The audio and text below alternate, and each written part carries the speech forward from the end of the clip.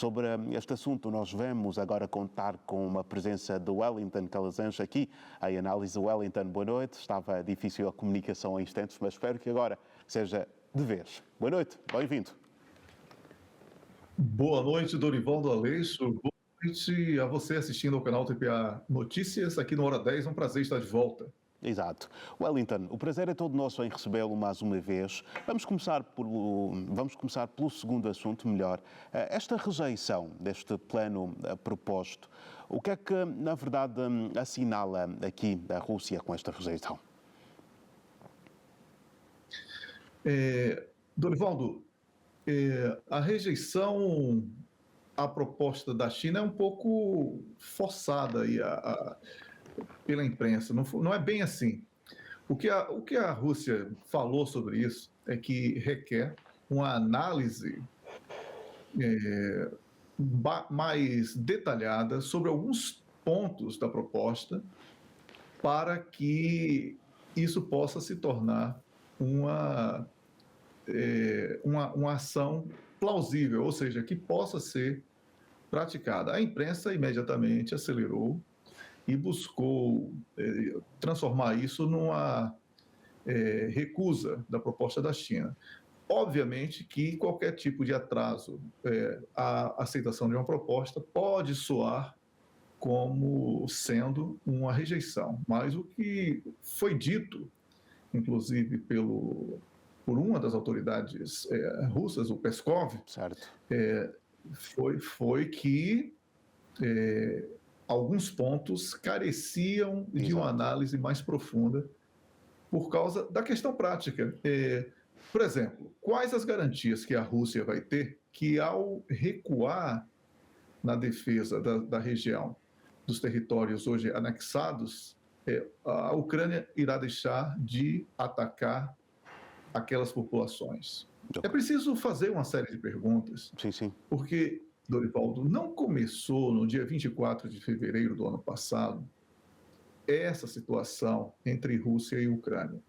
Todos sabem, e agora é impossível negar, que a partir de 2014, desde o golpe em Poroshenko, culminando com o desrespeito aos acordos de Minsk, centenas, milhares de pessoas, sobretudo aquelas com uma ligação direta com a Rússia, inclusive no idioma, na cultura, e até famílias mesmo, essas pessoas estavam sendo assassinadas brutalmente naquela região. Toda essa motivação fez com que os russos tivessem que entrar no campo de batalha. E hoje é uma guerra que é da NATO contra a Rússia em solo ucraniano, algo que, para o público aqui do Hora 10, não é novidade, certo, porque já vínhamos fazendo abordagem nestes termos. Sim. Então, a China tem a boa vontade de fazer essa proposta, porque é um país que se pretende apresentar ao mundo como um país capaz de ser uma potência sem precisar fazer guerras, em contraposição à política histórica, especialmente das últimas décadas, dos Estados Unidos da América, que é caracterizada como uma potência que tenta impor, através do uso das armas, a sua sobreposição em relação a outros povos e países. Então, a Rússia não tinha outro caminho que não fosse um pedido de análise mais profunda sobre essa situação. Por isso, eu considero a palavra rejeitar, certo, aplicada pela imprensa ocidental, ligada à NATO, como uma expressão falsa. Não foi disso que realmente se tratou o posicionamento russo em relação à proposta chinesa. Inclusive, há elogios dos russos à proposta chinesa, com essa ponderação de que será necessária uma avaliação mais profunda. Ok.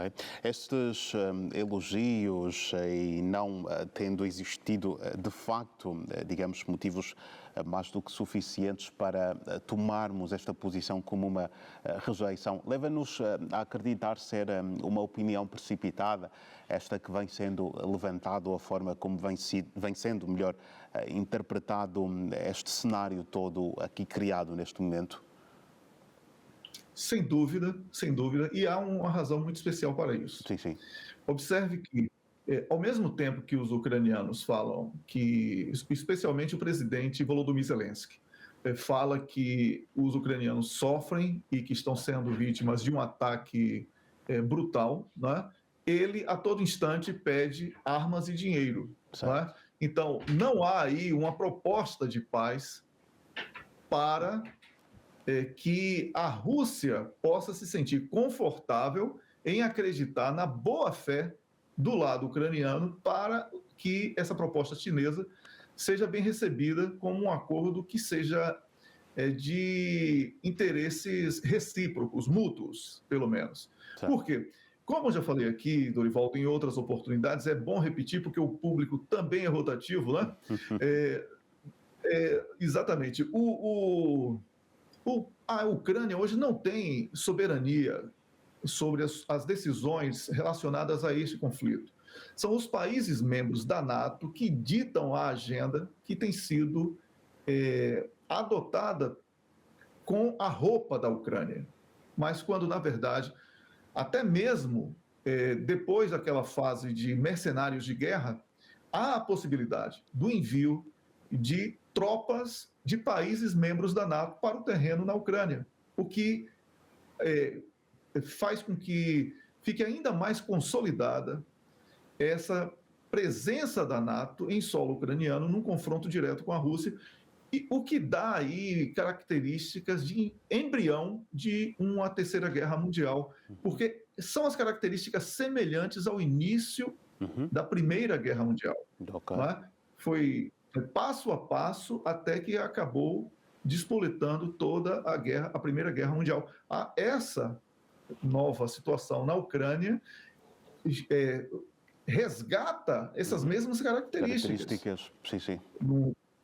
Então, é muito perigoso tudo isso que estamos vivendo, porque estamos agora falando sobre potências mundiais que possuem armas nucleares. Então, certo, o fim disso pode ser uma tragédia, né? Certo. Fica aí o alerta também.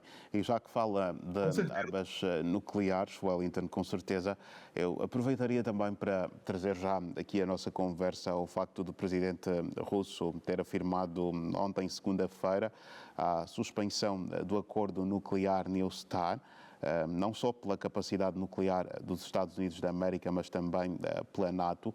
Vladimir Putin diz que o Ocidente quer destruir a Rússia. Como é que olha aqui para esta suspensão e as motivações também levantadas?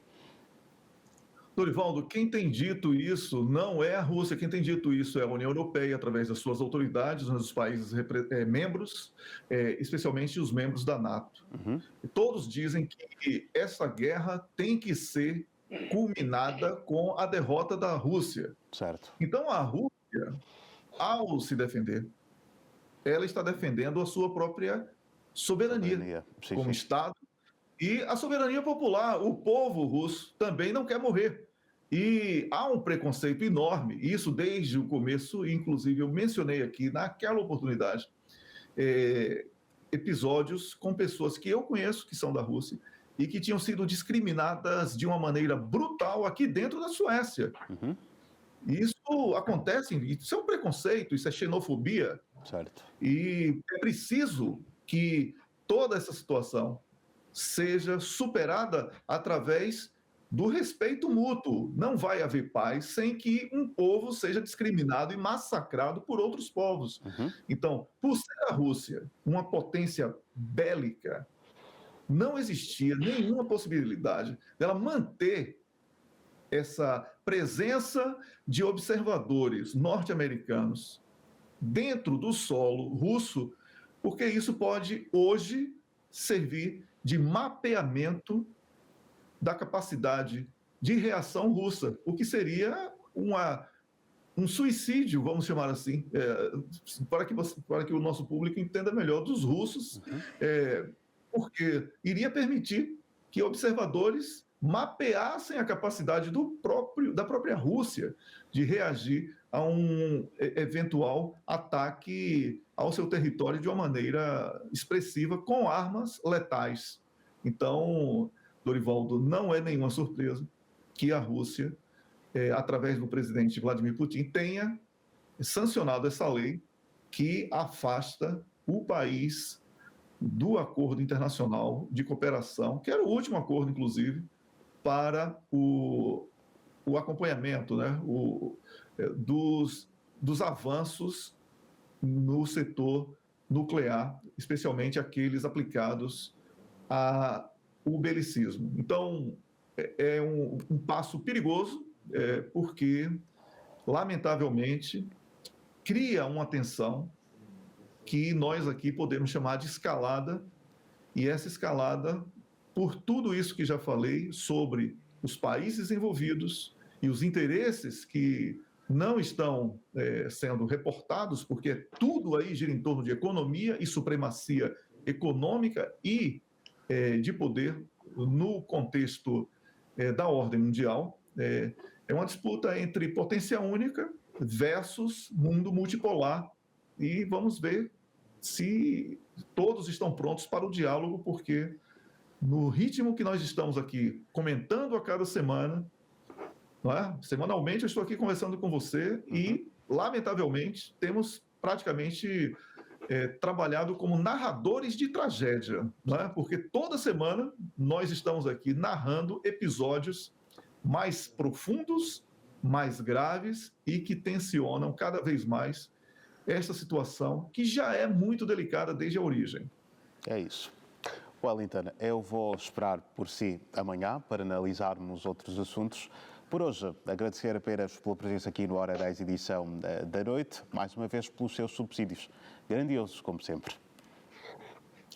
Eu que agradeço, Dorivaldo, e claro que um convite desse feito dessa maneira, eu não posso dizer não, tem que estar aqui amanhã, certo. Com certeza, no Hora 10. Será um prazer, sempre um prazer estar aqui, Dorivaldo. Certo. Boa noite a todos e desejo um bom trabalho. Boa noite e boa continuação para si também. Até amanhã.